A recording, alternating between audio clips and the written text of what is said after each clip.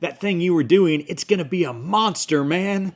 We keep hearing that around town, and we hope it's the good kind of monster, but we're really excited and we appreciate the words of support and the enthusiasm. The best part of this Eureka Scene event with the Fossils of Ancient Robots playing live at Sweet Spring is that we actually have a bigger video that we're going to build in conjunction with the footage that we're going to capture on the April 11th event. So we've been preparing for that, and my co-producer Edward and I were out on the town today scouting locations and practicing some drone shots. And when I say drone, I'm not talking about a pre-built kit that you can get at Best Buy. I'm talking about a custom designed and hand-built mini FPV drone flown by a world-class FPV drone pilot who also happens to be my co-producer, Edward Robinson. Mojo was kind enough to let us fly right through her record shop, and we didn't mess up any of the vinyl, but it was a lot of fun.